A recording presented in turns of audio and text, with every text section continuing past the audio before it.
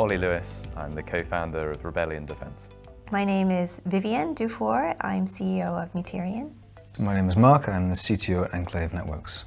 My name is George Brown and I'm the founder and the CEO at Porgisoft. I'm Ryan Hartfield. I'm one of the co-founders of Excellence. And we're explicitly focused on that problem of cyber readiness. So how you can bring machine capabilities to problems that typically would be tackled by a human in the past. So red teaming that may happen every 3 to 6 months, we're interested in making a machine do that in near real time. Materion de-risks the open source plumbing of software applications that we've come to rely on as we move and communicate and work freely in our digital society. Developers can use our SaaS continuous security platform so organizations gain a proactive and preventative line of defense. Enclave creates invisible access gates for your apps, your servers and your infrastructure, rendering them dark to the public internet. Those invisible access gates only materialize when certain trust standards and policy are met, which makes your organization extremely difficult to discover, to target and to attack. So Porgisoft was previously an edtech startup, but since the pandemic we decided to pivot into cybersecurity, and we're trying to use machine learning and natural language processing to detect cyber fraud in emails and text messages. So Excellence are effectively building an automated threat detection and incident response platform that we like to describe as a digital security companion. That effectively gives organizations a virtual security analyst for identifying threats and responding to them when they occur in their organizations.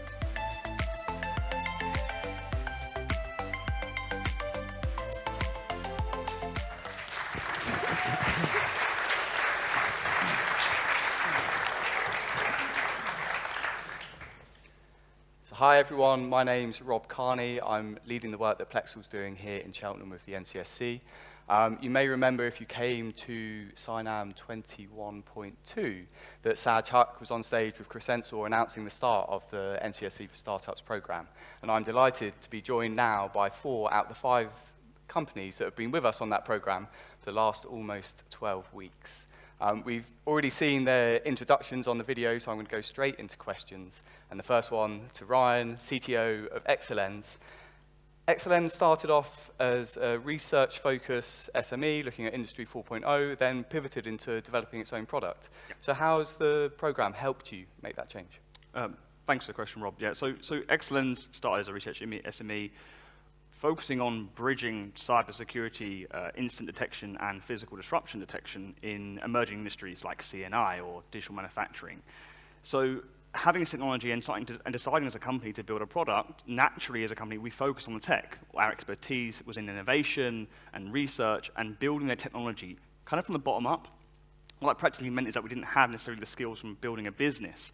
So what the NCSC programs really allowed us to do is kind of use all the resources in the consortium and network as a catalyst of building that wrapper for us as a business, gaining access to talking to industry experts, gaining access to understanding how do we to turn our technology, which is innovative and disruptive, into product market fit, and understand how to market that, and how to demonstrate impact to, let's say, the industry in a way that is not relying on our bias in terms of how well the technology works, but how much value it gives to the industry. And the consortium and with the NCSC and Plexal and the access to those resources has really helped us build the business. Great, thank you. And I know you're super keen to speak to some of the CNI people Absolutely. in the audience. I'm going to go next to Vivienne from Materion. So we've known each other a little while. So how has the program helped Materion secure open source software? How's it helped on your journey? Yeah, well, thanks to you, Rob, for reaching out this past summer about the vulnerability research focus in the NCSC for Startups program. So as we met a few years back, about 3 years ago, we were in the Cylon Cyber Accelerator program. The difference is when we started, we had an MVP supporting just 2 languages, analyzing open source software to identify any security risks, licensing risks. We've moved on over the last few years, and just before coming into the program, we've expanded to 12 languages. Now we're up to 15 languages covering old and new, and we've actually won quite a few enterprise customers. And what's been really exciting in this program is that we've opened more doors to even larger enterprises, and we're seeing that there's still the hiccups of between development operations and security to identify how we can smooth out bringing security into the day-to-day workflow of developers. And it can be done very easily and quickly. It's just that day-to-day, everyone has very different priorities and competing priorities. So we're seeing that we can actually help with our service, and that's been really exciting to be at the crossroads of industry, government, and academia to really cross-pollinate the ideas, even along with fellow entrepreneurs in the cohort have also given us feedback on our product, and we're looking forward to helping enterprises as well as eventually any size enterprise to secure that open source software supply chain that we all depend on every day. Thank you, Vivian. I'll come to George next. So like the earliest stage company on the program in Porgisoft. And your entrepreneurial journey is really interesting, starting off in EdTech before pivoting into trying to combat fraud using machine learning. So I'd love to hear and share more about your experience on the program and how it's helped with that pivot. Yeah, the program has really helped us. So as you said, we're quite like early stage, and we're working in EdTech, and what we're doing was we're trying to label data and trying to detect when a student had been bullied at school. We're trying to use machine learning to predict that.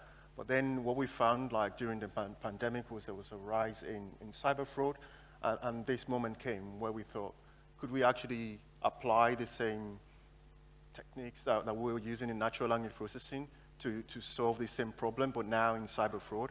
And the answer was yes. So we decided to build a new product. We're focusing on enterprises, and then we applied and we joined the program. So originally when we came into the program, we were focusing on phishing specifically, but the program has really helped us to find a better product market fit. Also, there are like blind spots we had not really thought about before, so really adding in other sources of threat intelligence, really trying to like perfect what we're doing. And I think being an EdTech startup as well, sometimes you're not aware of the responsibility that comes with cybersecurity, but this is really, the program has helped us to really find like a network and also be part of the cyber ecosystem, which has been really helpful in like validating our technology. So it's been great. Thank you, George. So from the earliest company to then Rebellion Defense, Ollie, thanks for joining us. Successfully completed your Series B recently. So for maybe someone like Rebellion, well-funded organization, what was the draw of the program for you? Thanks, Rob. It's, I think firstly, I've only ever seen these mics in a musical like Hamilton, so I kind of think I should bring in some fully armed battalions to remind you of my love. But I think there's a lot of love for this program because of two things. I mean, the first one being that startups tend to fail if they assume investment means you need to stop listening and learning. And the level of exposure we've had, particularly to technical architects in NCSC, has meant that we've learned about certain product features which are going to be absolutely critical to deploying our software on critical national infrastructure. So just having to think about safety-based accreditation rather than security-based is not something we'd be considering, and now we will, and that's been a brilliant asset. I think the second one being that in our sector, defense and intelligence, access to users is the critical dimension and the highest barrier to entry. And it's just been extraordinary to have NCSC make that readily available across these 12 weeks. And that you could not buy that. So from our perspective, this is a program that money couldn't buy. Okay, thank you. So before I come to, I guess, my last question to all of you, I just want to mention we have 4 out of the 5 companies joining us here on stage. We also have Enclave Networks, who are looking at sort of zero trust network access. They're unable to join us today. They're working extremely hard closing their next funding round. So you can see a picture of Mark up there. If you want to speak to them, please let me know and I can arrange an introduction. I'm sure they'd love to speak to all of you here. Another thing to mention is These companies have been with us for, almost the full 12 weeks of the program. We're due to have another group, hopefully 5 at least, starting in mid-November. And we also have live on the NCSC for Startups a challenge around malvertising. So if you are a company or know a company that's interested in combating malvertising, please give it a Google. And we'd love to hear and see your application. So in the last few minutes, I'm going to ask then, given those companies who are maybe thinking of applying or joining us in mid-November, what one piece of advice would you give them? And I'm going to have to say succinct advice, but what one piece of advice would you give them? I'm looking at you, Ryan. As a startup, you're going to come to the party with skills and capability, but you're going to lack it as well. So don't be scared to feel like you're not the finished product, because you're not the finished product. Programs like this allow you to build and mature. George, anything you'd like to add? Yeah, I'd say just go for it. Even if you're in another sector, there's always ways to apply what you've done and really move it over into cyber. For me, it would be to focus on execution, getting most out of the program. Really walk away from each session and say, well, what can I get out of this, and what am I going to do next? What shared idea can I have with that person I just met, whether it's a mentor, company, or any government official? There's always a way to find a shared path to achieve the common mission. I think that everything in a startup feels like it's busy and is a higher priority. And I would say that prioritize this, and wherever you are in the country, prioritize coming to Cheltenham and immersing yourself in that community, because it is absolutely invaluable. Okay, thank you, everyone. So we're almost out of time.